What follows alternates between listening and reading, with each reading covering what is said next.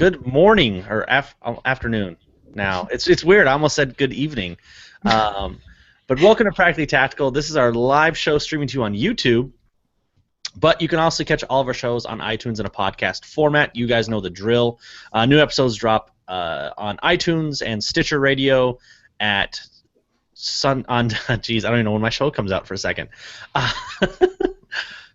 Noon Central Standard Time on Sundays. Be sure to put your questions and put all your questions or anything you want in the Google Plus or the chat. We'll be monitoring those. The show is replaying in my headphones right now, so I'm messing up. But there we go. And put all those questions in for Carol. She's the resident expert here at Firearms Radio. She means she's probably the only fit person on the whole network. So she's our resident expert. But be sure to click that like and share button on the video. It really helps spread the word around YouTube. But yes, we have an awesome guest that I met on Gun Guy Radio episode 109. We have Carol from the Fat2FitHQ podcast. Thank you for coming on. Oh my God, thank you so much for having me, Nick. Thanks. I've been a big fan of your show since you joined the Firearms Radio Network. I'm honored that you would have me, and it's uncomfortable to hear expert because if you go to the community of health and wellness, I'm so far from an expert there. So if on the network I'm an expert, that's fantastic. Well, trust me. If you look around at the Firearms Radio Network, you're an expert. So I don't at least on this show. So, okay. I'll take it. Yeah, for everybody out there that's watching on YouTube right now, go to Fat2FitHQ.com, search iTunes, Fat2FitHQ, or if you're not subscribed to the Firearms Radio Network here on YouTube, do that right now. You can find her shows that she records on there as well. Mm-hmm. So be sure to check her out. So, but let's go ahead and start the show. Yeah, let's do it. Welcome to Practically Tactical, episode 54, brought to you by the Firearms Radio Network. The Practically Tactical show features a roundtable discussion about bacon, binge eating, and losing weight with some of the best experts on the Firearms Radio Network.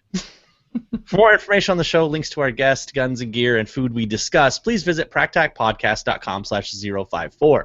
On this episode, we're talking with Carol from the Fat2FitHQ podcast to help all of us out there that maybe have put on a few pounds or 100 to maybe get back in the game. So, to say the least. But thank you for coming on, Carol. This is going to be an awesome show, and I'm looking forward to learning a lot.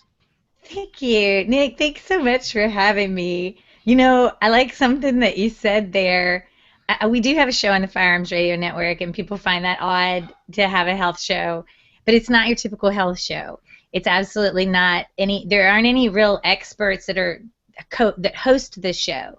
Our hosts, which myself and a guy named JT, who's a gun guy, and the other hosts that we've had, Jake Challen started the show, and he's the president of the Firearms Radio Network, and Zach Carlson. These guys started this show because we were not experts, and we were interested in getting a little healthier. And you know, a lot of that ties in with your firearm and how effective you can be in that, but it's just such a beatdown to try to be healthy. And so since we're not experts, that is, I think, the one thing that I am an expert at, if I had to say that I'm an expert at something, is like I liked what you said about keeping your head or getting your head in the game. I'm not really an expert at keeping my head in the game because I fall off the wagon regularly. And so my challenge all my life has been, okay, it's like harder to get started again than to maintain momentum. So you get out of the game, the holidays come around, or you're just tired of whatever diet you're doing or whatever, and then it's so difficult to get back in it. And I'm pretty decent at that. I'm pretty decent at getting motivated and motivating others to try something and to do something. And once you have that momentum going, everybody knows it's a little easier to keep it going if you can. Yeah, I need momentum because mine lasted like a day. But I got you. I got you started. Yes, I did start, and right now we'll go into. I think I don't even know if you're going to release the show because obviously I talked too much on that show. I have it all queued up. It's releasing today. But thank you. So for all those out there that are listening or watching on YouTube, Fat2FitHQ episode 109. I think I'm on with Carol, and we talk about my my obeseness and my plan of attack that literally lasted one day. Not true. Parts of your plan lasted one day, but you're continuing some things, right? Some things, yes, because okay, so like we'll talk about that. I don't eat till like 1 o'clock, but yeah, we'll talk about that later here. So we'll kind of get into some stuff. If you guys got any questions out there, throw it in. We're going to be talking about, she's got a wealth of information to share and kind of talk about an overall general plan. We'll talk about some specifics. But if you guys got any questions out there, throw them in, and we'll definitely get to those as well. So Carol, what's kind of your history here before, like, the podcast and right. kind of how did the fitness lifestyle, we'll say, how did that kind of start with you? Yeah, and again, let's use that loosely. People assume that I'm like all fit and stuff, and I'm not. I'm out of my range for where I want to be. I'm not as active as I should be right now. I have a ton of excuses for that. But well, you're on the right show. Yeah, well, that's the thing, man. I think the thing that's most important, I'll tell you about my background, but the thing that I think is most important is like that step one of start something. Try something. We all know some things that are healthy, so how are we going to get started?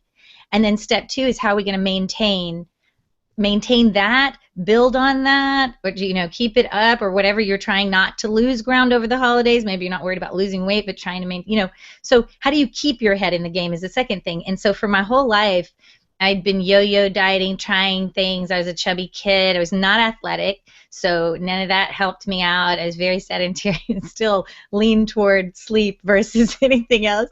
And so, I listened to these shows. I got videos. I joined Weight Watchers, all different things, and everybody seemed to be doing it so well and so perfectly, and I suck because I can't do this, or I do it for a few weeks and then I just can't keep my head in that, or whatever. And so a few years back, what would happen is I would gain weight every year. The average American, the other day I heard 14 pounds. You gain 14 pounds over the holiday, the average American, but I'd heard 7 pounds, and that was about my history. I'd gain about 10 pounds each year, work or more, and I'd work like hell in January like everybody else, and I'd lose a lot of it, but not all of it. So as I went through I'm 46 right now, but as I went through my 30s, it was like I was keeping this extra weight, a little bit of extra weight, no matter what I did every year.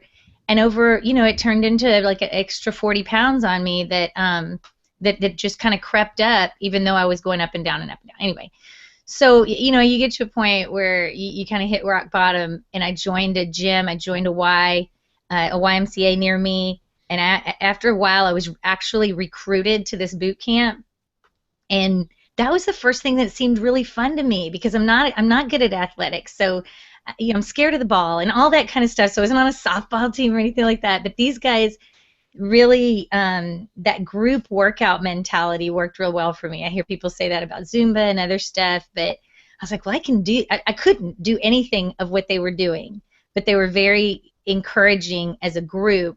It really showed me that the power of the group can help me stay at least trying something. And so I worked like hell to try to even do a push-up without my knees and all this stuff, and I got a lot stronger, but after about 6 months, I still hadn't lost any weight. Working out like hell, I really was. And so I started looking into what is it. I put a goal out there. A bunch of amateurs were going to Las Vegas. The boot camp guy was taking a bunch of people to do a fitness competition. Part of that had a bathing suit. Part of it, I'd never done anything like that in my life, and I was nowhere ready for it. But I put the money down, and I knew I was going to get in front of people. So that's a very motivating thing. Challenges and different things, but pay some money to get up in front of people in a bathing suit, and you will stop eating. You couldn't pay me to do that. I mean, people would pay not to see me. I'm going to tell you what, it was not the healthiest way to that stage. I did not get there in the healthiest way, but I got there. Like, I know how to lose weight. That's not my problem. I don't know how to maintain it well, and I don't know how to do it like in the healthiest way, and I'm not good with waiting, the 1.5 to 2 pounds a week or whatever.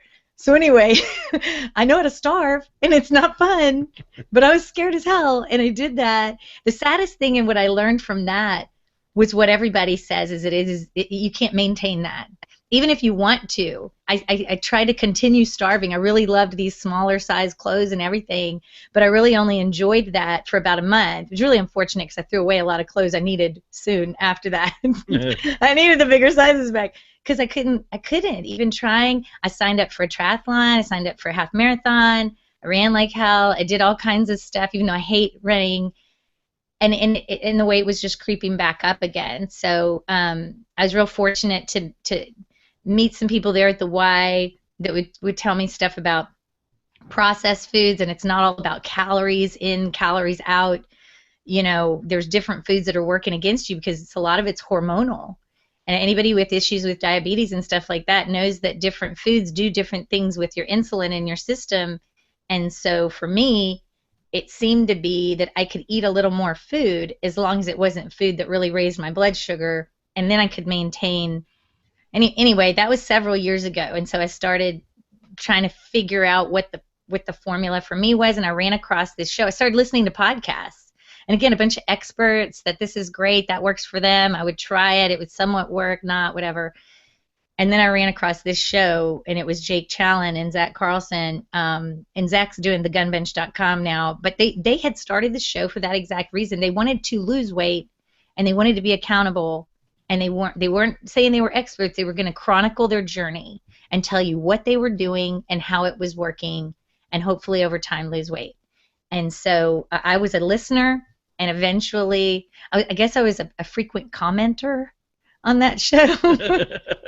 And eventually they asked me to join them for a show, and then eventually they gave me the show and walked away from it. And so, but it's been great because the three of us did shows together. They come back occasionally as guests. Zach is talking about coming back on soon.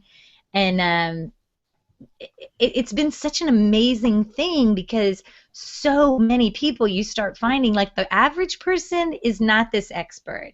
The average person can do what the expert says, and it may or may not work. Everything seems to work for a short period of time, and then you're going to have to figure out, okay, now I've plateaued. What should I do next? Well, that's a very individual thing because I respond differently to bread than you do or than somebody else. So one of those big things that we figured out is, number one is how to keep your head in the game and how not to get discouraged. And number two is, what are you doing to figure out for yourself how you respond to things? You know, are you tracking when you do a little more exercise over a couple of weeks? Does that have an effect or does it not? Are you taking measurements and not just standing on a scale? And what did you do in the last 2 weeks that you found this success or not? You know what I mean? You just you got to become a scientist on yourself as an N equals 1, not all. This woman at my work does this diet. She lost weight. Let me get it off her desk and do this. You know, check back in with her in about 3 months, and if it's a fad diet, you know, I don't know that those things, the things that are sustainable seem to be the things that this has been working for me for a while, and I don't know. It's figuring out for yourself, but that requires patience, which I don't have a lot of, and that not for this kind of stuff. Yeah. So the community, and that's what the show's really turned into, is a community of like-minded people. And almost all of us say, because we're on chat boards together, you know, in the show notes we can put, in all of our show notes, you can link to MyFitnessPal, and there's chat boards, communities. You can track your food if you want to. You can track your carbs if you want to, whatever. But everybody seems to say my real world is not completely full of people that might be supportive in this effort. Yeah, no, that's... I mean, yeah, your office, your family, your friends, that's real life. So to come home and check in with a group that everybody's like, well, that's okay that you fell off. Get right back on it tomorrow. Let's do a challenge. Let's do this. Let's do that. Or this is working for me. That's super powerful for people to surround themselves. And if it has to be a virtual world, that's been making a big difference for a lot of us. Well, I think that's probably the favorite thing I love about your show is it's really a community. You know, listeners come on, and you've had a bunch of different you know, again, just listeners that may have advice or, you know, different type of stuff, and it's just kind of cool because you're kind of all in it together. Yes. And I think that's really great too. And I did make one post in the community my first day. We thought we had you. I know. We thought we had a new person in the community. And like the second day, you reminded me to post. I was like, hey, as soon as I finish this cheesecake, I'm totally gonna post. I didn't know, but hey, I know, and you told me about the fried cheeseburgers too, but that wasn't what you were working on for the first 2 weeks. No. Yeah, and I tried to I gave up on tracking the food because my first meal to put into my planner was deep fried cheeseburgers, and needless to say, that is not listed in the app anywhere. Where do you get a deep fried cheeseburger, Nick? Crawfish Junction in Milford Hills, Wisconsin, and they're $3 on Monday. Oh yeah! Please don't advertise that. We always end up doing an opposite show where we're going, Olive Garden is now doing blah blah blah. That's where I fell off the wagon. Then more people ask about it, and then suddenly we're all at Olive Garden. Yeah. And then anyway. And real quick here for all you guys out there, I see you put in some awesome questions. We'll get to those. We're gonna start doing. We'll cover some stuff here. Then we're gonna hop into those questions. Keep them coming. Especially Matt from Resist the Tyranny, the paleo question. This lady knows a lot about that. So get all those questions and we'll hit it here. But let's kind of talk about the first thing, and we talked about it before the show, and I was really excited. You kind of have like 10 basic ways of just kind of an overall healthy lifestyle. Yes. I think that might be a good place to start. Right, and I gave you a link for that because people who want a link, because there's a lot more information that you can get for free, and it's a good and bad thing, the internet now. There's so much information that it's overwhelming, and in health and wellness, there's conflicting information, and so it's super overwhelming. So I really like this website and this particular set of recommendations because, again, things, once you get, these are basic things that really should probably have work to a certain degree for anybody. Once you get to where you can be a little fancy, like I can have more calories than the girl next to me just because of genetics or how much more I move, or maybe I can handle grains more than she can or whatever, yeah, you need to start tweaking and figuring out for yourself. But there are basics that almost everybody should consider starting with. And this guy, his name's Mark Sisson, and he's Mr. Primal Blueprint. And when I say primal, I mean like ancestrally, how we have evolved. He is just an authority in that world. If you want to listen to stuff like that, Mark Sisson, people like him and Rob Wolf, these are the founding fathers of all that research and huge players in the community. But he does have a ton of free information on his website. So to back up a second, I would encourage you, if you're going to go out there and start Googling and trying to find more information, to pick one or two very reputable people and stick with that and try to block out the other noise. Because it is true, that might be healthy for her and it might not work for me because of her genetics. Like things that I'm doing because there's diabetes in my family. You may not have to do that and you might not be as sensitive. It might not put weight on you, But let me go through these real quick. The website is Mark Sisson's Primal Blueprint. And he goes through a few things, so I want to talk about what he's talking about here. One of the first things that he recommends is that you hike. And he just has that word. When one of the top things is to hike.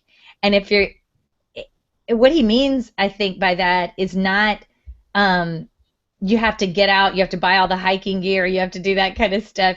It's more about how are you moving slowly, regularly when you get out and about. You don't always have to go to the gym. People are like, well, I don't have time to go to the gym and kill it every, multiple times a week and become this lunk at the gym. But that's not really what he's recommending. He's talking about getting out in nature, getting out. We all know that being like outdoors is better. So these are things that our ancestors did. They spent a lot of time walking around. So our bodies are used to that form of transportation. So when you want to get back to basics, where can you walk and be more in a state of motion than not? And yes, we all have cars, we all have automobiles and things like that, but can you just make sure that in your daily life you have more motion than not? We're going to talk about gear later, and this little Fitbit that I'm holding here is one of those things that people find very motivating. I like to call it background motion. How many steps are you taking today? Are you sitting at your desk? Because sitting is the new smoking. Sitting, it really is. If you go just Google that. Sitting is the new smoking, and all of these diseases that are associated with sedentary, like really, sitting for long periods of time. People are moving to standing desks, even just standing. But so when he talks about hiking, he says feel free to substitute biking or some other low-level physical activity that you can do for longer periods of time without interruption. That's what our ancestors were used to. So, I'm saying two different things here. One is try to incorporate more walking and stuff during your day, like park further away. Everybody can park further away from the grocery store than searching and searching and circling for that up close spot. Everybody can do that. Everybody can take the stairs versus the elevator. I mean, if you're healthy enough to do that, if you don't have issues with your knees and stuff like that. Everybody can walk a block to the corner store instead of getting in the car, turning it on, spending the gas to go around the corner if you have that kind of time. So just consider how much you're moving, apart from going to the gym. How much are you moving? He really recommends some longer periods of time. Well, that might just be with your girlfriend or with people at work. We're going to go out for a while and just walk for 30 minutes and have a conversation, and it flies by.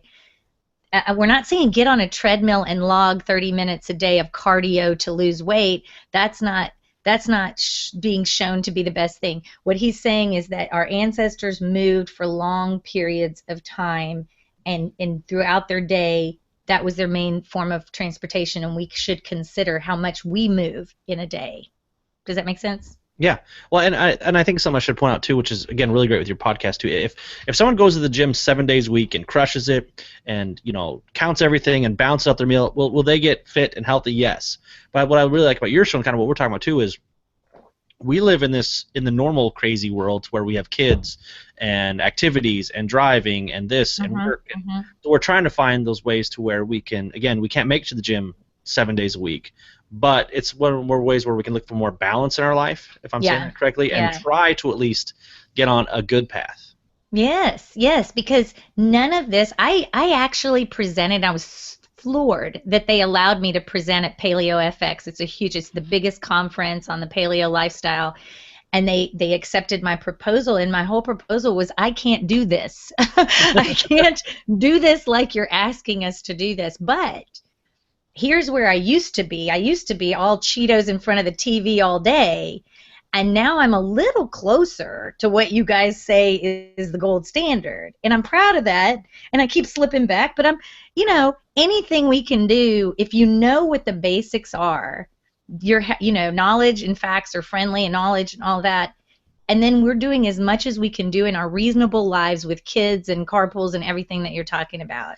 It's not, don't try to be perfect tomorrow. I'm only laying out 10 of the big, most effective, most important things, and then pick something that you can do to some certain extent. So I do want to circle back, because what Mark Sisson is recommending here is a sustained activity, to try to get back to that sustained activity of, and again, I don't think he means it for a calorie burn. He means it for a healthy way your muscles move and body moves, and everything's going to work better if you're moving. So to try to get back into some sustained activity a few times a week, a sustained motion kind of thing, is important. For my real life, I don't have that kind of time. So again, I go back to like a Fitbit, how much did I move today? It's the second best thing to me, that if I can get in a walk a couple of times a week with my girlfriends, that's great. If I can't, was I more active today in my normal life?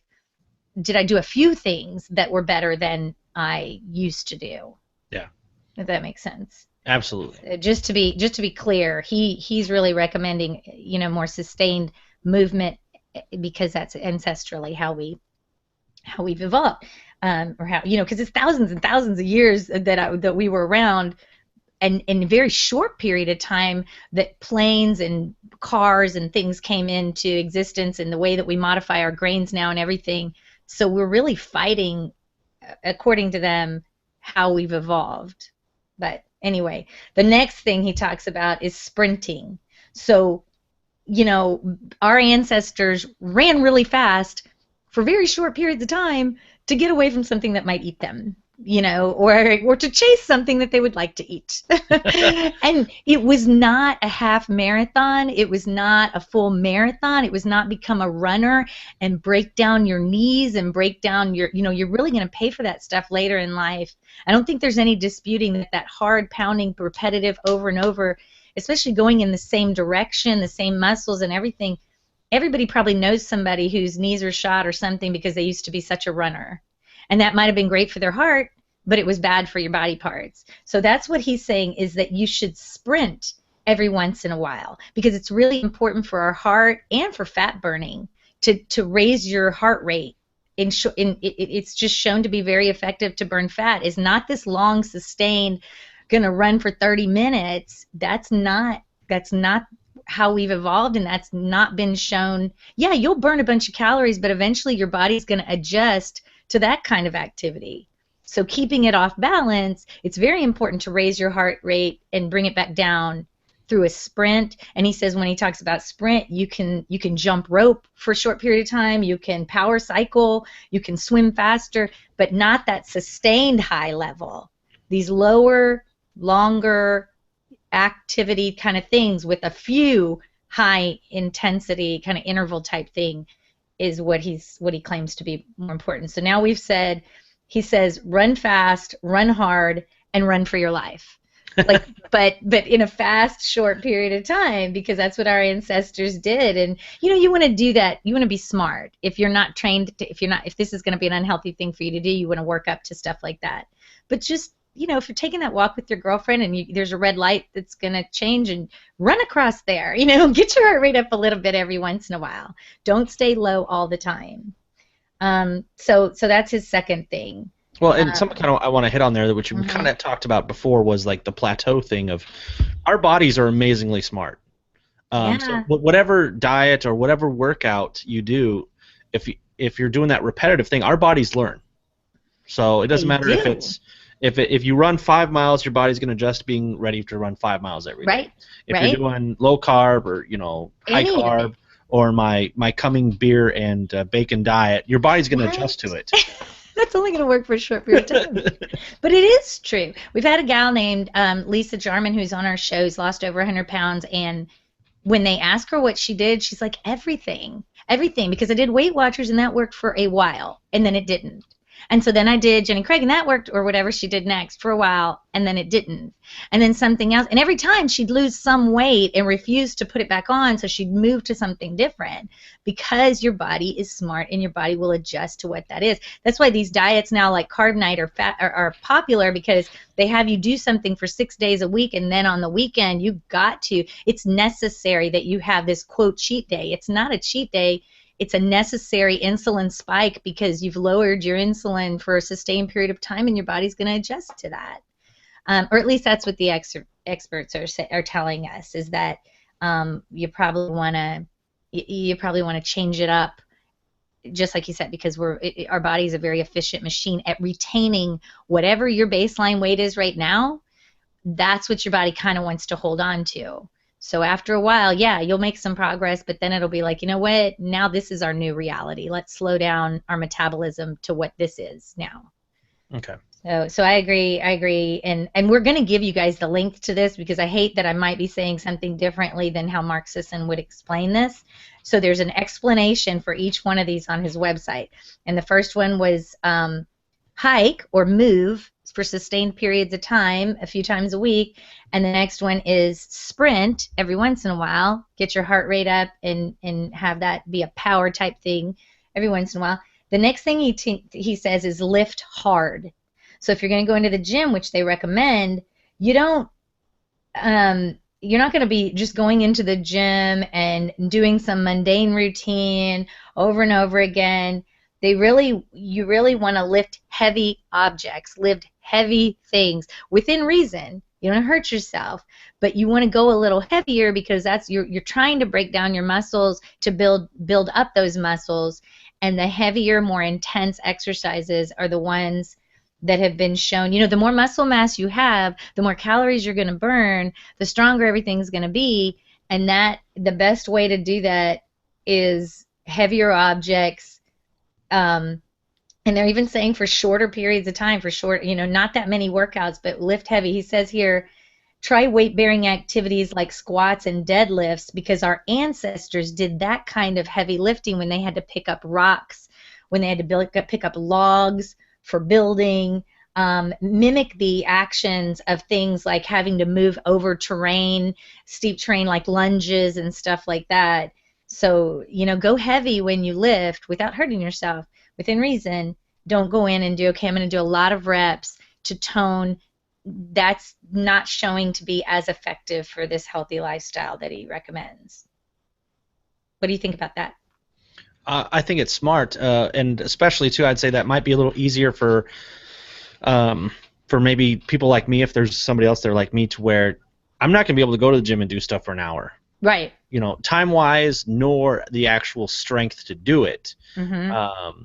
And I think if I know that I can do this 2 times, and it's going to be really hard, but 2 times and I'm done, I think that is a little easier, and it's something you can accomplish. Absolutely. Let's be honest, accomplishing something makes you feel a little bit better. Absolutely does. That's the whole thing. That's one of our basic things is you don't have to do everything. Do something to start feeling good. It's going to give you momentum to do something else. You're going to see a little bit of results in some way, whether you're waking up more alert or whether you can fit into those pants or whatever. It's not the end of the game. It's how you start the game and stay in the game. I'm going to send you another link because a gal named Heron, who is one of my MyFitnessPal community members and Fat2Fit community members, she heard me talking about this. I don't have time to go to the gym, and she sent me some links for something called Strong Lifts. And there's a lot of success for women on this, so I'm sure there's a lot of success for men too. It's twice a week. It's 30 minutes. There's a lot of videos. There's a plan and everything out there. The basic thing that Mark Sisson is saying here is we have got to lift. You can't just diet. The food is the huge part of the equation, eating quality food and eating it the right way for yourself. But you can't not do the strength training. It's like a booster shot at least once or twice a week to keep your body in optimal health. So, and it's going to help with everything else. It's going to help you feel better. It's going to help everything go faster. And so, she subscribes or is giving us some links for if you don't have time like we do, twice a week for 30 minutes. It may be stuff you can do at your house. Maybe stuff you can do in your backyard with rocks and logs, like he says. But it doesn't have to be, I can't get to the gym 5 days a week. You don't have to do that. There's videos on his website too about some heavy lifting stuff that might be helpful to people. Yeah, I think they do some kettlebell on his website. He has a video of some kettlebell stuff. I would also mention that I think episode 36 with Rich Graham, former Navy SEAL, he actually does more fitness stuff than tactical stuff. But he has a kettlebell DVD because that was I believe the SEALs are big into kettlebells. Yeah, they're like we talked about when you were on my show. A lot of this stuff and the fitness part of it, this first 3 things were about how you work out, let's say. So we want to move more. We want to sprint every once in a while, way better. Sprint every once in a while is way better than I want to become a runner. I don't. I don't either. And you know what? I'm not knocking runners because some people, you get that high from the running and you can see progress in your running and all of that. I'm not saying there's not huge benefits of that. It's just if your goal is to lose weight and get a strong heart and build strong muscles and be able to eat more, then running marathons is not going to do that for you. Sustained running is the research now is showing that's not where it's going to be, because a lot of us have known people who have trained for half marathons and trained for things, or like I did, maybe you move a ton and starve yourself, but that's not as sustainable. It's not going to work for the long term as, okay, how do I eat better within what my body can handle, walk with my friends, or walk every once in a while, run every once in a while for a very short period of time. And then, I was listening to a show the other day where they were talking about sprinting. You got to think about, like, kids, before they get all this information, they are naturally playing like this. They walk around, they talk, let's run to Billy's house. They run just a couple of house lengths, and then, or let's play tag. Those are short sprints, and that's the kind of thing that is going to work, I think, more sustainable for people. And then if you want to build your muscles, those are going to be heavier things that you're going to lift, but not, I keep hearing 2 or 3 times a week, but go heavy. So we'll have links for that too. And again, I'm sorry I brought all that up because with your firearm, this is really important. I'm just floored by how much overcross there is with our gun guys wanting to be more effective with their firearms, even for either for precision shooting. We had JJ Rakaza on the show once talking about how he has to be fit to be able to be effective with his firearm in these competitions, and he's like, you know, he's on top of the world for some of this competitive shooting, right? And then what about just the average person laying in bed that hears a noise and you keep your firearm next to you? Well, that's great, but can you jump out of bed? Can you have all your wits about you? Can you get down the hall? Can you make sure where your kids are in an effective amount of time? And still, you know, it's important. It's important for your self-defense, and it's important for your what you want to do with that gun. Yeah. So anyway, the first 3 were about you know, what are we going to do physically? The next ones start talking about eating smarter, not less. And I love that because I'm always freaking hungry. I'm sorry. There was one point in my life when I wasn't hungry, and I did a whole show on that, and it was a way that I was eating, and I couldn't even sustain that. My body adjusted to that. So I'm just a hungry girl. And I'm sure I'm still trying to figure out the formula, because a lot of people in our community talk about when they get to the right amount of fat and carbs and protein, for them, this hunger goes away. And I need to work a little more on that because I haven't found it. So, but I'm not saying it's not there. So the first thing he says is ditch the grains and sugar. A lot of people have a real hard time with this, because I cannot not eat bread, they say, or I cannot give up pasta completely. And my grains. You're quoting me there, aren't you? I am. That was you last week. And I tell you for real, that was me a couple of years ago. I can't give this stuff up. And guess what? I never really gave it up completely, because I tried. That was a beat down for me. I couldn't do it. I would fall off the wagon, and then I'm like, okay, I'm going to go low carb again. I'm going to go ultra low carb.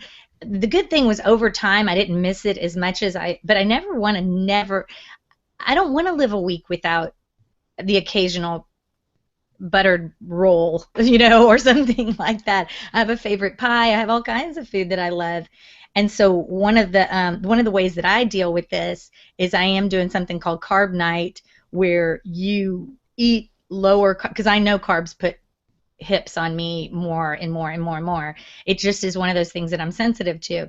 So it's this protocol where you cut out as much of the carbs as you can for 6 days a week, and on the 7th day, your carb night, you intentionally have everything you've missed, because you really want that insulin spike. Like we were saying before, you don't want yourself to adjust to that. So it's a little bit easier for me to know that I'm not doing this forever. I'm just doing this for 5 days. Heck, 6 days. I can do this for 6 days, and I'm going to go out and go crazy on Saturday. And people are finding varying degrees of success. A lot of people, you can Google Carb Night, and people are having huge success. It works for some. It doesn't work for others. But the big message here that Mark is saying is it's very simple. You shun the grains and sugar. Sugar, we know, raises insulin. This is all about hormones in your body. Does your body store fat or burn fat? And with more sugar and more higher insulin levels in your blood, it's very hard to lose weight like that. It's very hard to burn fat. In fact, you get hungry again sooner, because your body has these signals that are telling your body that you really haven't had what you need to have yet. And so, I mean, you know that. Like, you eat a few potato chips and you want more potato chips. It's not like eating something real fatty that you're like, whoa, that was heavy, I'm done. You know, it's this, and they're kind of addictive for me.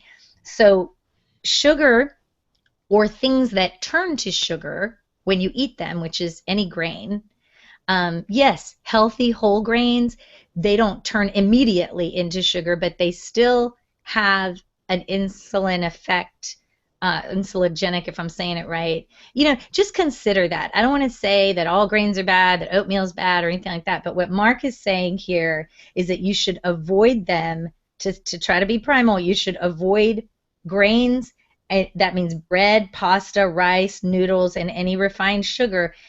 Avoid them as much as possible, and probably note that the majority, if not all, of your processed foods have lots of carbohydrates in them that are going to raise that, raise the, it's just something you probably want to cut out so that you can be more effective, or at least try it. Try 5 or 6 days with half the amount of bread that you would normally eat, or half the amount. There's little nuances to that, that if I eat vegetables, they have a bunch of carbs, but they also have a lot of natural fiber that kind of cancels out a lot of those carbohydrates and we're talking about empty carbohydrates. Again, some carbs have a lot of nutrients in them, or more fiber. I love a guy named Jonathan Baylor who really talks about, you just eat the best bang for your buck. If this thing has a ton of nutrients in it, you could eat some of that because it's a smart thing to eat. But eating brown, or eating something that's been fortified with fiber, if white rice is like a cigarette, then brown rice is like a cigarette that you've sprinkled a little vitamin C powder on. That's like an analogy he did on our show, that just because it has a little fiber doesn't mean it's good for you. There are other things like spinach that has a ton, or zucchini you can shred up to feel just like rice, that has a lot of vitamins and it has a lot of nutrients in it, and it's not going to raise your blood sugar like some of these grains will do. Okay, so if I can make the correct analogy, so Sorry. instead of just smoking the cigarette, you take the cigarette and put LSD in it and something, so if you're chasing that high, you're gonna get the best bang for the buck with the other one, right? That's nothing like what I was saying, and it doesn't even relate. I don't know what you're talking about. I think you're just trying to figure out how you can keep grains in your life. But I don't want to live without grains, and that's why I'll never be one of these people that is an authority, because there are experts out there that are telling you can feed your kids without cereal, you can do all this kind of stuff, and we just aren't there. I'm trying to make deals with my kids where they have to eat this little orange before you can have that crap cereal, and you have to eat an egg for breakfast if you want toast. You have to eat this before that. And again, I'm not an expert. There's a lot of people out there that say as long as you have enough fat with that grain, it's gonna be fine in your system. But then how many calories are you looking at overall? How much, you know what I mean? It's not supposed to be all about calories. The quality of the food now is playing a big part, because when you eat 100 calories of bread versus 100 calories of broccoli, two totally different things happen in your body in terms of how much fat you're going to burn that day. So you just have to think a calorie is not a calorie. And what he recommends really is trying to stay away from sugar. What I recommend is trying to figure out how much you can have without it being a negative thing. If it's a bad thing, can I have a little? Can I have it once a week? Can I have it every day, but just once a day? Can I have, that's where the tracking comes in and kind of learning about yourself, to me. Okay. The next thing he says is eat meat and fish. So this is obviously something our ancestors did. When dinner time rolled around, it said they weren't ordering pizza and stuff. They were eating what they caught, and what they caught was usually something, an animal or some type of fish. So if you can't catch it in nature, he recommends you don't eat it in terms of your meat and fish. And more people are getting into, well, maybe we're having too much protein. Again, that's nuances and an individual thing. But if you're going, you're not going to eat so much carbs, you're probably going to be focusing more on your meat and vegetables. Then make sure that you're eating something, the meat and the fish are important, especially if you're going to be working out hard. Your diet, it says he recommends that you be thinking about your diet in a way that resembles our ancestors' habits. So if you can find it in nature, if you can't catch it or find it in nature, just don't eat it. So opt for meat and fish that don't get hung up on how much fat they have, because the fat is not the enemy like we thought anymore. Nowhere near like those carbs or your blood sugar. Nowhere near like foods that affect your blood sugar. So that one's pretty easy. I think most everybody out there can agree with. They can do that. Yeah, we don't have any problem with bacon, right? What is No. the problem with bacon? It's that I want my bacon on toast, so that's the problem. And then he gets, just focus your plate. Well, we'll talk about that in a minute. He says, go ahead and eat berries. Now, that's got some sugar in it, but remember, some of our foods that have a real high nutrient value, and berries aren't as sweet as some other fruits. So he says, focus on berries, nuts, and unbridled amounts of vegetables. Tons of vegetables. So I might not like a big salad every day, or I might not like asparagus or spinach or whatever, but would I like it more if it had butter on it? And again, now we're not worried about fats like butter and stuff like that. It's the pasta and stuff. So if I can have more vegetables, and really they say the guys I listen to say like 2/3 of your plate should be vegetables. I never used to think in those terms. That's a ton of vegetables. Mm-hmm. But I did start making a lot of progress when I started making deals with myself. I'm going to eat this huge salad before anything else. If I finish this 2/3 of my plate as vegetables, then I'll worry about the rest, and I'm not as hungry as that point. I'm a little bit more full. And maybe I do have some pecan pie, but I don't have that much because by the time I ate everything, I'm not as hungry anymore for it. So, and I have heard these guys recently, Dr. Gundry, who's a big expert, talk about how the vegetables themselves may or may not be so great for you, actually. We don't even process all the vitamins you think you are, but they're the vehicle for that fat. And we're learning that we really kind of need fat. Fat doesn't raise or lower your blood sugar. It's inert in your bloodstream. And so if you're eating mostly fat, moderating back your protein a little bit, you can have a ton of vegetables. They don't have a lot of calories, and they're that vehicle for that fat too. So, and I feel like they're healthy for you. There's debate, but he says just eat, because that's what our ancestors did. When it came to vegetables, you want to kind of stick with the vegetables that you can pick up in nature and eat. So a potato is not really a vegetable that you can pick up and eat. So he says seek out vegetables, and that includes carrots and turnips and things like that, but not potatoes or real high carby vegetables. Leafy greens, unlimited amounts of leafy greens. Your plate, a lot of nutritionists say your plate should be very colorful, and we know that, but it's just a beat down to only eat vegetables. So now that we know that it's okay to have things on them that are healthy and maybe kind of fatty, well, that helps me eat my vegetables. Well, I was trying to go high fat, like they say, and low protein, and I'm like, well, what am I going to eat then? All fat? Like, am I going to just be eating? What is all fat? I don't want to be just drinking coconut oil like some people. Oof. I might lose weight, but that's not enjoyable. But I can figure out ways to eat a bunch of vegetables with some fat and some meat and be happy. Okay. So, and the next thing he says is drink water. This is where I'm not doing this right now, and I really need to start drinking water. I never do. God, but that's so basic to our existence, Nick. Why aren't we drinking water? Because water is boring. I think that's the honest fact, is water is boring. Yeah, but if he says here, if you want to get back to your roots and you really want to see some progress, there are things you really want to ditch, like Gatorade. People think that's good when they're working out. It's just a ton of sugar. Sodas, definitely. Even the diet ones, stay away from that stuff. Especially juice. People think, oh, I'm going to drink this apple juice, or I'm going to drink this orange juice. Eat the orange if you're going to have fruit. Eat the apple. The juice is just a ton of sugar. And what your body really, really needs is water. And lucky for us, there's abundance of water around us all the time.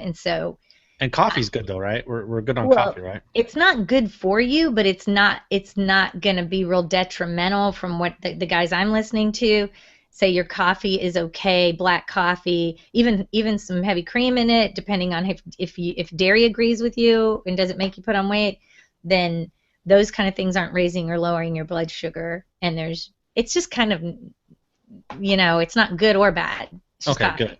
But it's bad if you're not having a lot of water because you're drinking coffee all day. That's my problem. Here's my coffee, there's your coffee, Yep. and how much water have we had today? And so I think I'm going to do a But challenge. there's water in coffee. That's Yeah, you know what your body has to go through to get that water out of the coffee, and then you just shush up.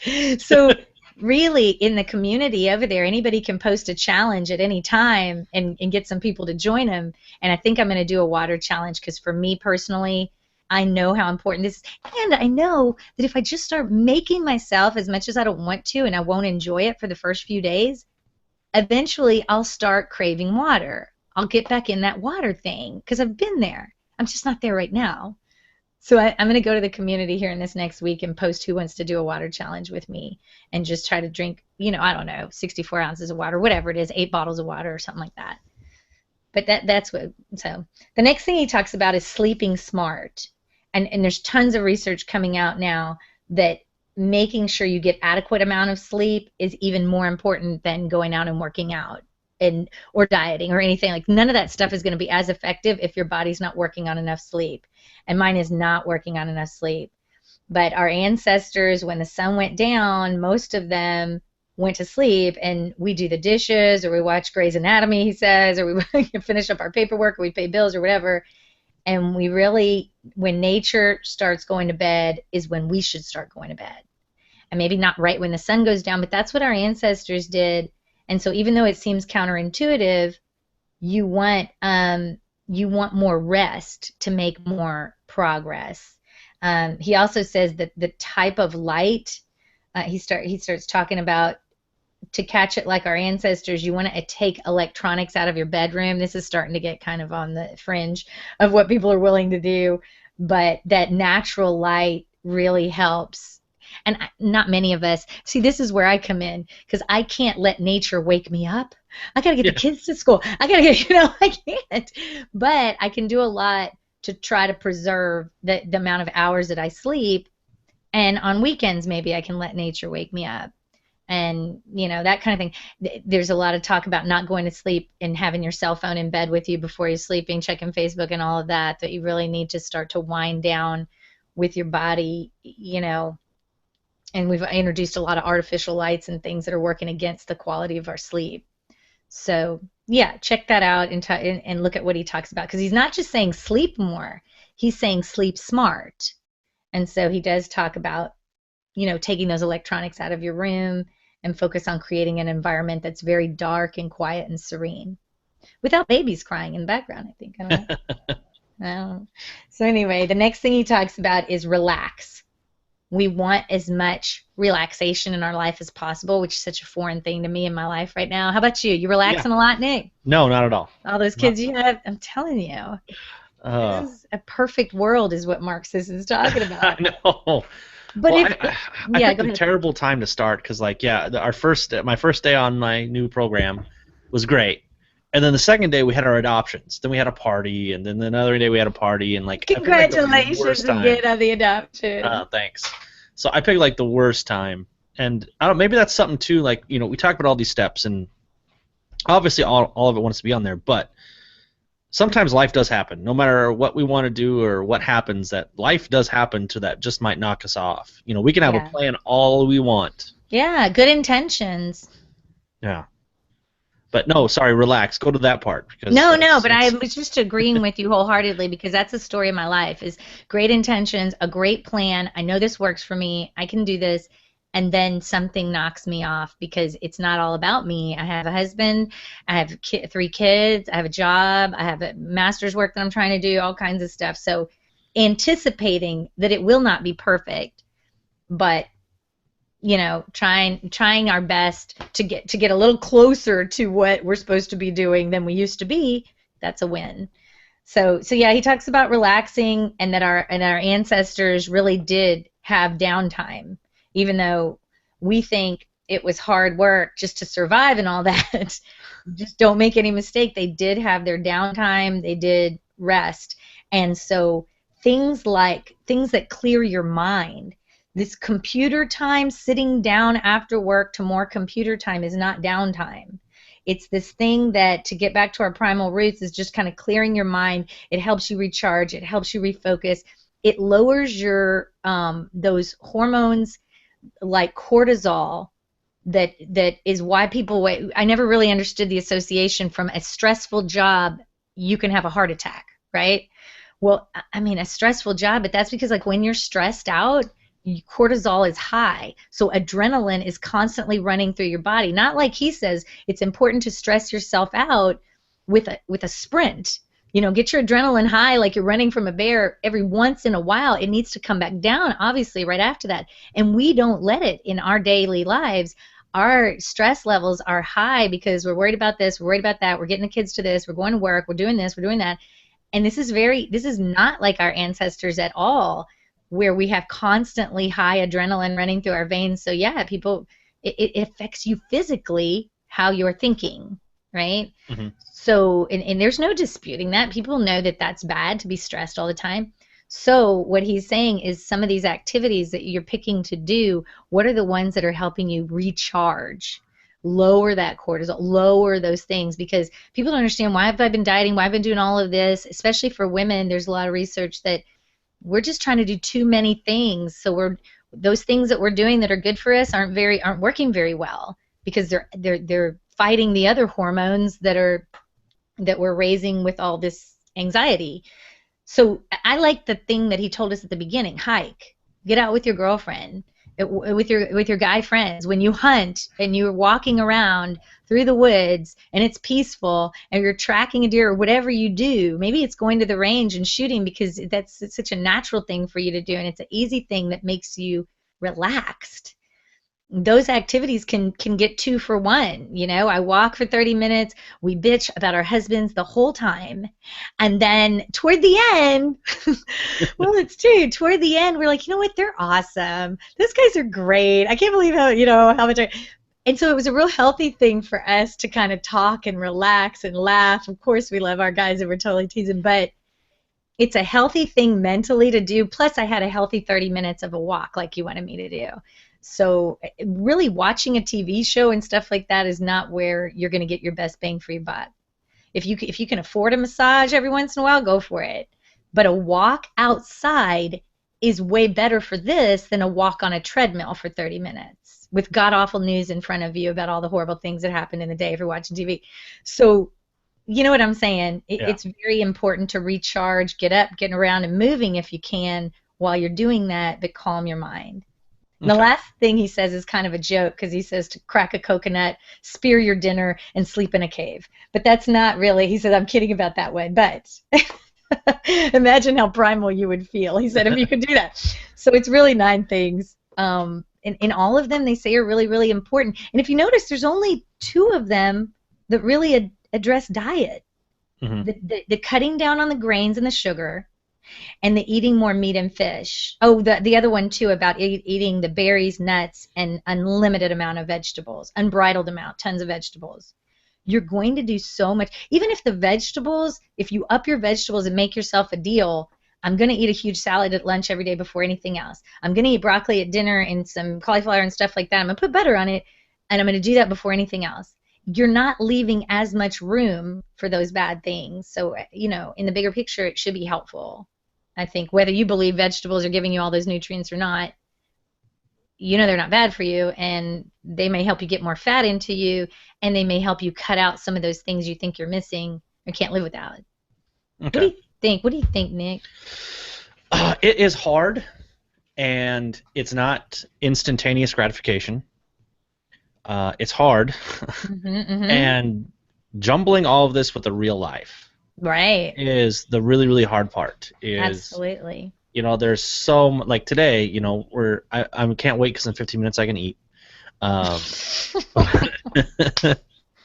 But then, we got a piano recital today, and right. I got 5 kids up here, and then we got to go do Christmas shopping, and there's always so much. And again, what we said at the beginning, we can always find excuses. That's the easy part of all of this, is we can easily find an excuse. Right. But doing it and stay doing it is the really hard part. Right. That's exactly what we circle back around to at the beginning.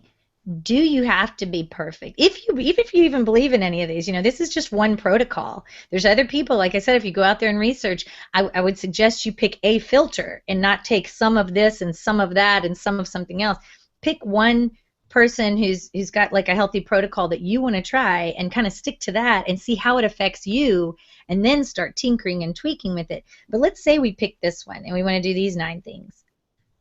What part can I sustain even with piano recitals and all that? Is it water? Yeah, I don't want to do it, but am I going to commit to water for a couple weeks and see if that, can I incorporate that and make it a no-brainer? And if I can, once I've mastered water, or maybe it's just the relax. Maybe I'm just going to get it and quiet my mind 2 or 3 times a week, where I never, you want to first wake up in the day, there's whole podcasts of how to relax and de-stress your life. And so, and one of the basic things, the guy was on our show, Jason Moore, he tells you, Dick, when you first wake up in the morning, just take 15 minutes to just, calm yourself, think about yourself. It's almost a form of meditation, but you're really just focusing on starting your day in a relaxed state and not waking up with an alarm clock that's freaking you out because you're running late for whatever. So pick one and report out to yourself, kind of track your feelings on that. Today was a little harder, today was better, actually I feel better now, oh my gosh, everything. Hey, I lost some weight and all I did was drink more water for 2 weeks. Kind of, you can report out to other people to get encouragement, like in our community, or you can just reflect with yourself. That's why I really feel like the journaling, whether it's electronic or on paper, is super helpful, because you're not just spinning your wheels trying something. I'm trying something to see if it works. Once I've mastered that, I may continue it or I may give it up. But I want to get to a point where that's easier, and you can drink water with a piano recital coming up. You can. Yeah. You can decide I'm going to sprint 3 times this week, no matter what's going on, because that only takes a few minutes. You can relax, find opportunities to relax. I don't know. You can. It is difficult, but something that people feel like is the hardest thing, to cut back on the grains. Well, do you have to go to 0? No. Can you say, okay, I'm going to push grains to just lunch and dinner? Can you do that and see how that goes for a couple weeks, and then try the next thing? I think it's that decision of trying something. And again, I want to keep it clear that I am no kind of expert on what to do. Our place in this space is, I think we're kind of experts in helping you try something. If you stick with us and you join us, we'll help you not give up forever. Right? I gave up for 2 months this year. And when I finally decided to get back on the wagon, everybody was there, and some new people, and it was so much easier to get back into it because I had a community that I always thank, of people going, hey, like, welcome back. What are you trying right now? What are you doing? Have you tried this? This is what I'm doing. It's so different than trying to do it on your own. Yeah. So yeah, I know you got that piano recital, but tell us about eating at 1 o'clock. What are you doing? Yeah. I got to jump to some questions and comments here from the live YouTube events, because they've had an awesome discussion going on. I think there's like 40-something comments on the show. By the way, did you see what the title of the show was? No, I did not. Please tell me what this show title is. Practically Tactical, episode 54 with Fat2FitHQ. Hey, Fatty, stop being so fat. Oh, my God. I hope that's not for me, but go ahead. No, not you. Look at you. No. Jeez. Come on. No, we got some comments here, then we got some questions here, so I may drag you past a little bit more. All right, no problem. I really ramble on, so apologies to everybody that's been waiting. So Schwell popped in and said, I feel something kind of weird about being invited to Practically Tactical. I'm not fat, I'm juicy. That's a good way. Oh, I like that. Girls Guns 2 says, hi, Carol. Hi. Hi, Girls Guns 2. We'll move on to our first question. That's from Matt, Resist the Tyranny. First question, and we kind of talked about some of this too. Low carbs, sugar and caffeine, high protein, including bacon for weight loss. Good or bad? Is that sustainable or a short term? Okay, I think it's both. I think if he's saying low carb, like cutting out the sugar and the grains and all that, and going with higher fat things like bacon and stuff like that, right? Am I understanding his question? Yeah. And he's saying, is that a short fix or is that a sustainable thing? It all depends. It depends to me and based on all the people in our community trying different things, it depends on who you are and like how much you would enjoy that lifestyle. I think it's a long-term solution. And I take myself and my family as an example. If you have diabetes in your family, that's kind of what you're supposed to be going for. You're supposed to be going for less grains, less things that raise your blood sugar, and bacon is not the devil anymore. You don't eat bacon all day, but you could have bacon every day depending if your doctor, your numbers and all of that. It's how enjoyable is that for you? It's both, because you're going to see quick results. You're definitely going to see quick results when you cut out the things like the empty carbohydrates and replace that with food that is probably more satiating. So a couple of things are going on there. You're not going to eat as much food, and the foods that you're eating aren't going to raise your blood sugar. So immediately, we know that carbohydrates hold more water in most people. So if you eat a bunch of junky carbs, you feel puffy and bloated. So as soon as you cut those out, you're going to be all excited on the scale. That's not true weight in 2 days that you lose 4 pounds. The critics of a low-carb lifestyle say, that's not real weight, that's water weight. But for me, even though I know that, I get momentum there. I feel better. I feel lighter. And, it's all who you are. If you don't think that you can live without your pasta, you could live without your bread, then it's not going to be sustainable. But maybe something like Carb Night, where you can have it on Saturday in unlimited quantities for you know what I mean? It's sustainable to the extent that you find it enjoyable. But it also, you're going to see some results quickly if you're pretty strict with yourself on it. Okay. Some water weight and some real weight, I think. Okay. Let's move on to a question here, and I'm going to tell you the question, then I'm going to put a comment that Matt left to it because it's hilarious and maybe true. I don't know if there's any scientific data to confirm what he's saying. So, Girls Like Guns to ask, what are your thoughts on various diets? So, like vegan, vegetarian, paleo, etc. So that's the question. The comment, Matt then responded and said, most vegans I've met are self-absorbed, righteous, morally superior douchebags. See what a lack of meat does to you. Oh my God.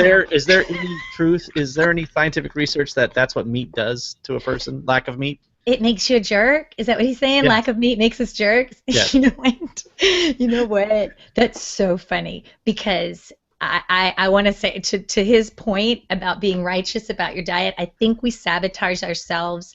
And at Paleo FX last year, there was a whole theme around, are we alienating people because we're so lofty with this perfect primal blueprint?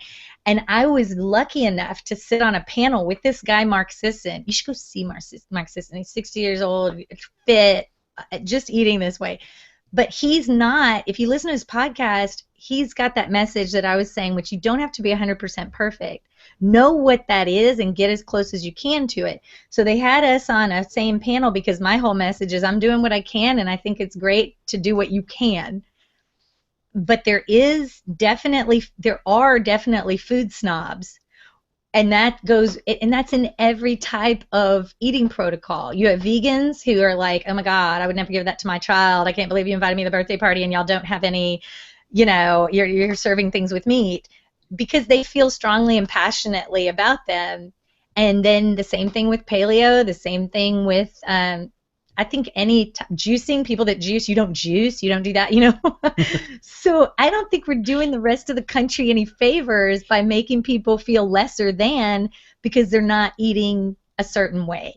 I think everybody within their reality is doing the best they can do with the knowledge that they have, my cravings that I have in my real life. I'm doing the best I can do. And yes, if the nice thing is that I've met tons of people in the vegan community and in the paleo community, everything, who are not like that, who are like, I don't eat grains because they make me feel like crap. After I gave them up for a couple weeks, I realized I felt so much better, and now I don't go back to them, but you might have a different experience.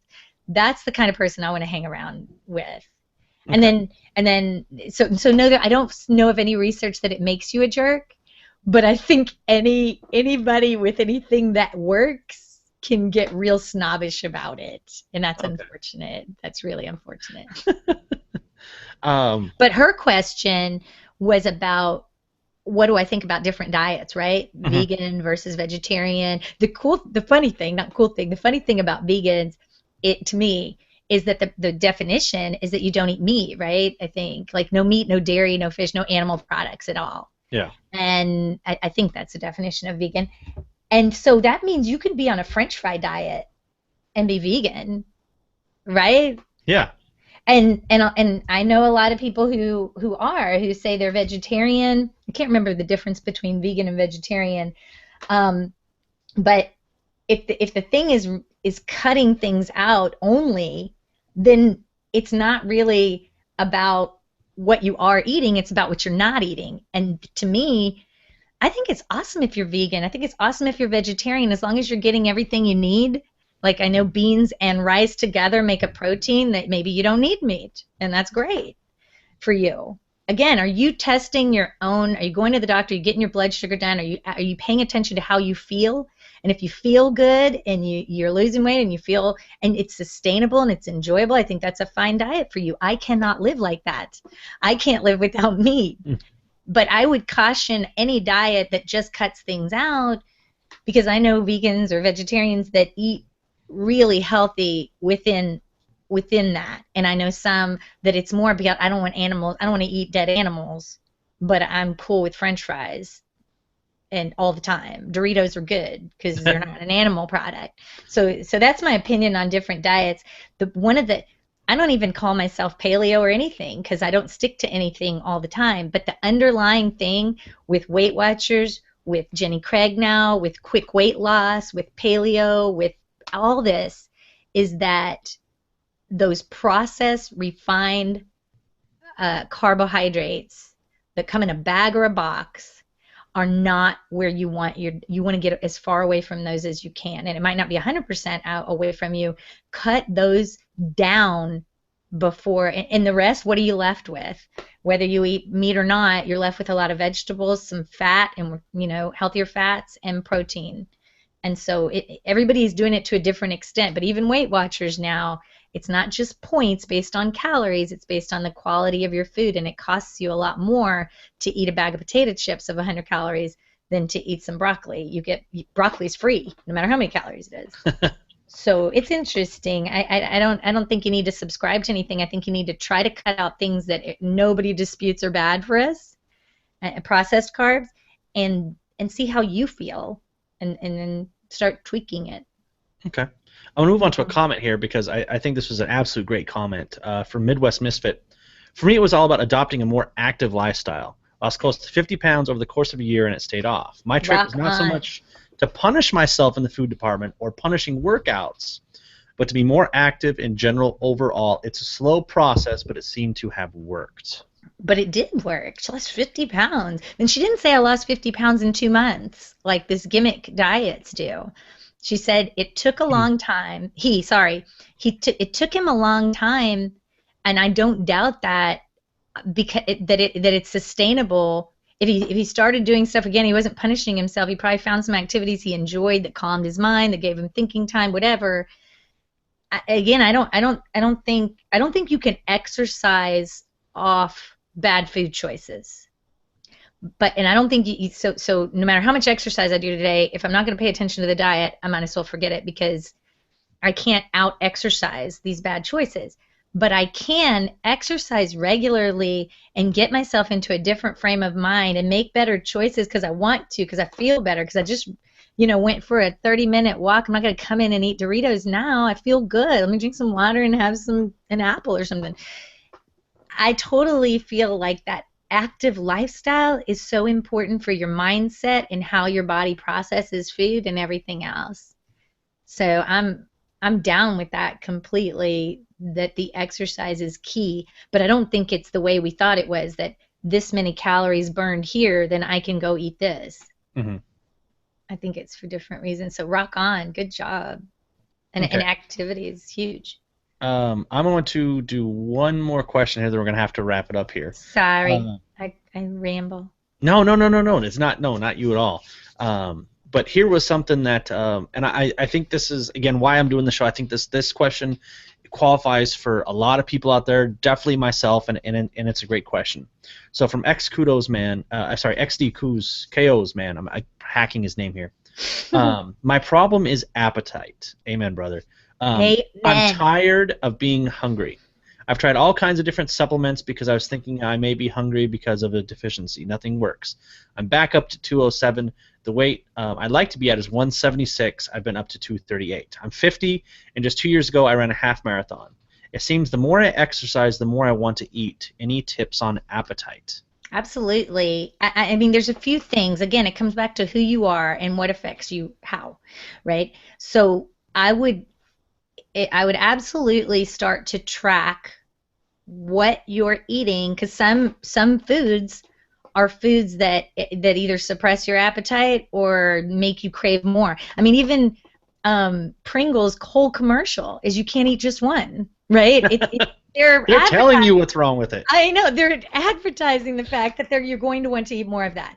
So, but other things, and again, I might be different than you, but I've found that if I eat something that's a little more fatty and less carby, I'm not as hungry as soon. I'm always hungry, but I'm not starving right after that meal, like 20, 30 minutes later after that meal.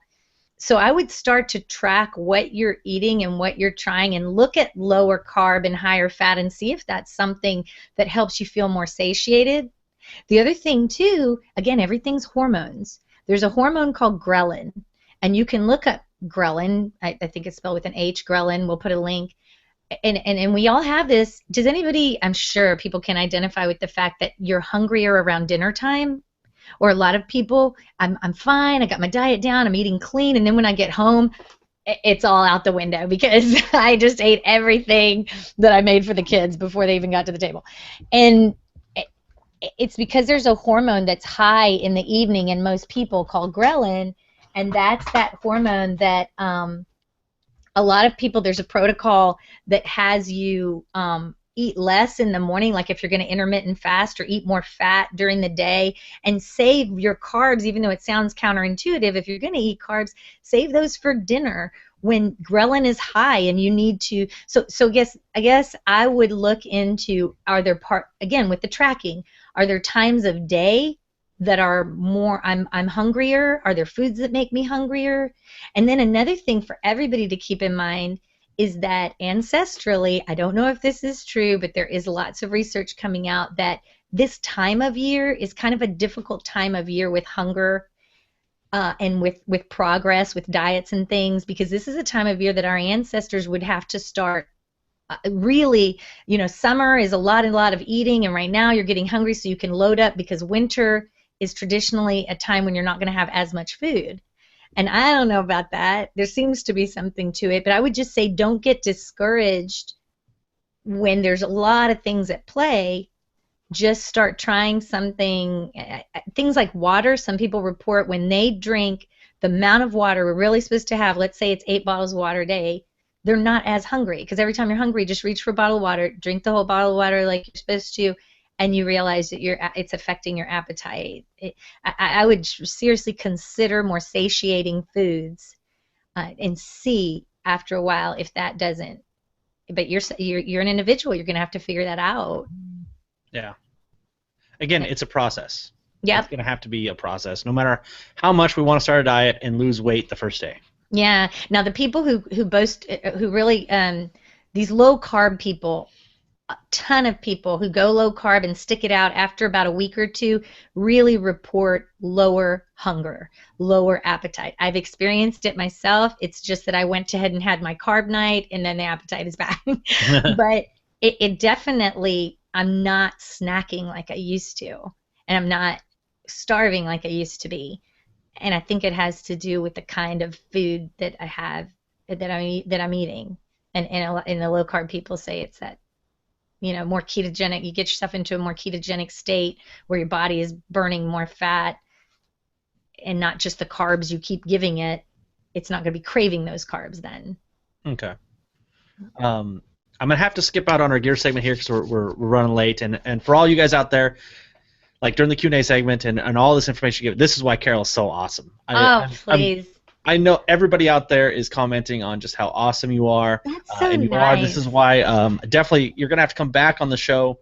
Like, I think we could just do a show, just a Q&A segment for the live audience. But you know what? They got so many awesome comments. I'm not an expert, and so I really hesitate. And here's, okay, I'm going to interrupt you right there, just because of what you said right there. There was a comment specifically geared towards that. What a fantastic show. Carol's amazing. I'm going to have to check out her show. Thanks, Nick, for having her share her knowledge. And then in parentheses, even if, as she says, she's not an expert. That's so sweet. That's so sweet because and I appreciate that. We'd love you to come check out our show and look at the links and join our community. It's crazy. We're doing a challenge right now because so many people, when I fell off the wagon, wrote me and said, "Oh my God, I'm off the wagon too." It was like everybody was off the wagon. So we're like, okay, we're gonna do a December check-in challenge, and it's just to see if you can just post hello, if you want to say what you're doing today. It's been huge, the number of people, because I don't care what really works for everybody. It's what works for you that is going to work. So really it's about a process, like Nick says, and keeping your head in the game. Do you have a community of people in your real world or your virtual world that will help you with that? Because the research is changing too quickly. I say go listen to this guy, but he is even saying, well, now we're learning that blah, blah, blah. So really, you're the only experiment lab that you have that can be reliable, and then stick with us, and we'll help you at least stay motivated to try to figure it out. And again, guys, Fat2FitHQ, Fat2FitHQ.com, obviously on iTunes and Stitcher, or you can listen to the show on the website as well. Tons of ways. Can I show you my latest gear? I know we're not. Yes. If you're watching on YouTube, because I'm the only person, look, it's got the orange where you can tell it's just a BB gun, but that's where I'm starting. This is one of my guns. My family is getting into BB guns because for the last year or so, we're on a quest to get a gun, and I'm the only person on the network that doesn't have a real firearm, but I've taken some classes, and we're getting into that. And so the more that I can interact with people from your community, the more helpful that's going to be to me. Because again, I want to get my concealed carry. I want to get my own gun, and I like this community because not that everybody has to be into guns, but if the more like-minded things you have, the more we can help each other. So absolutely. I know a lot of you guys out there are more experts in areas that I want to get more knowledgeable about. So come join us. Yes, you have to, and if everyone's watching again, Carol is she's so awesome and so bubbly, and she's so excited about helping people, and that's why I absolutely love her to death. Yeah. She's just awesome. And again, too, actually, you can hear her whole story, and myself and some other people on Gun Guy Radio episode, I think it's at the beginning, 109. We kind of talk about, she talks about her getting into guns, and we talk about family advice, so I talked about with getting kids into guns. It was an absolutely great show hosted. That was a fun show. Oh, yeah. I think we had... was JT on, and I think Ryan hosted it, if I remember right. JT from the AR podcast. It was a whole show about me asking you guys, really. It was like 101. It was a 101 kind of show on guns. But it was really cool, and she talks about kind of her progress into fire. And again, it's a really cool story. We'll have you back on just to maybe talk about that, because I think that's a really interesting story, too. You're coming back on our show because everybody in the community wants to know what happened with Nick. And everybody knows that you were going to try intermittent fasting, which is like giving yourself a window of 8 hours each day. There's different ways to do it, but you were going to start eating at 1 o'clock and stop eating at 9, and try just that for a few weeks and see. And it's kind of a way to restrict calories and stuff too, but like we said, one thing at a time, and then maybe start adding water after that or something. So everybody wants to know what happened to you. You checked in one day and you didn't come back. I'm going to have to, because I know people were watching it from there, because I got a friend request during the show for it. So I'm going to have to get. I will make a post today. I will, because again, too, remember on your show, I made a challenge to everybody that listening that if I fell off the bandwagon, they can go post fat memes of me on our Facebook page. So I'm assuming that's coming soon. So, because when that episode drops, they're all know I fell off the bandwagon after one day. I'm so pathetic. No, and that's the thing. Well, I failed the challenge. I failed the challenge day one. But the challenge doesn't have to be 31 days of checking in. That's what the winners, great for them. For you, is like, how many days can I check in? It might be 15. It might be 16. It might be once every other day. There's no minimum for your own goal. It's good. So come back. And here's the and again, too, you can join the MyFitnessPal. There's an app for it. You can see the app for it right there. You can't post onto the group from your phone. And I can. You can? Yep. If I go to and I don't know why this is, Some people showed us there's some information in the community on how to do it if you have an iPhone. The easiest way for me is just to go to our Facebook page, and we have a link there, and when I go through that link, for some reason, I'm logged in, I can see the boards, and I can post right there. Okay, from the browser. From the browser. Yeah. Okay, yeah, I was talking about the app, because I have the Oh, no, the app doesn't let you. Yeah, that's stupid. It is. It is. They keep kind of updating it, but you know what? It's free. Yeah, that's all free, I can say. I'm going to complain about we want our money back. But for all the listeners out there, the link that we talked about plus a bunch more links we'll have on the show notes. And somebody's already making a comment about fat memes. That's awesome.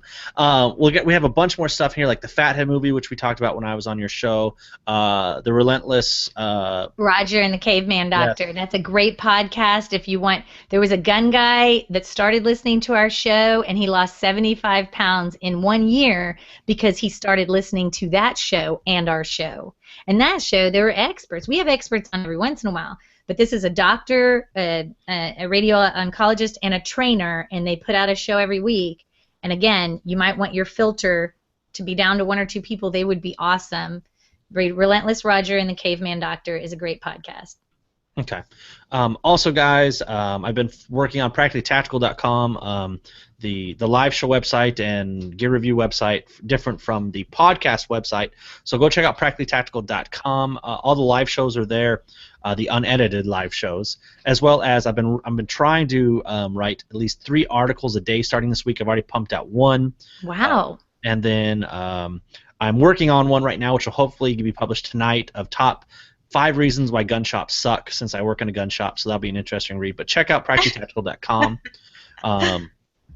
And as always, when we talk about, and I've mentioned her show a bunch of times here, and this is the reason why you got to check out the Fat2FitHQ podcast. Number 1, Carol's just amazing and bubbly and just she's funny as heck in her own little way. But again, too, the best thing about her show is the community aspect. They talk about emails, and they become so many friends with listeners, and it's an absolutely fantastic thing to do. As well as if you join the fit, now I'm messing up the name, the MyFitnessPal, and again, you go on the boards, there's tons of people in the community that post up and encourage people. It is something really awesome. Again, you can get that link if you go to Fat2FitHQ.com.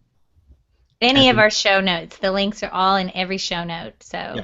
And then if you go to, I swore it was on your site, there's you move your mouse over community, and then you do Fat2Fit community. That takes you right there, and you can join it. They also have a Fitbit group, which we It's like a Facebook. It's like a Facebook for fitness. Yeah. So check that out. Again, that's really awesome. Thank you, Nick. Oh, no problem at all. So thanks for having me too. Oh, thank you for coming on. I appreciate it, but normally we're just like every week talking about, okay, I tried this, it didn't work, and so every once in a while it's really nice. I know it wasn't my ideas; these were Mark Sisson's ideas, but they're really reminding me of some things I need to start doing.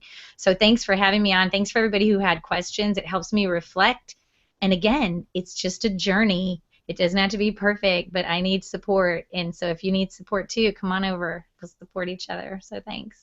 Oh, no problem at all. So we really want your feedback here at Practically Tactical. So please send any compliments, feedback, guest suggestions to Nick at firearmsradio.tv as well. Please give us and Fat2FitHQ a review on iTunes and Stitcher. Reviews on Stitcher really help out as well. Please. Also, you can find us on Facebook at Practically Tactical, Facebook.com/Practically Tactical to post up all those fat memes. And obviously, you can go find out more information on everything we talked about and more information on the Fat2FitHQ podcast by finding them on Facebook as well. I'll put a link in the show notes. If you just search Fat2FitHQ, it's right there. Awesome. So, as always, guys and gals, we thank you for tuning in. Thank you for listening. We greatly appreciate it. And we'll catch you next week for another episode of Practically Tactical. Thanks.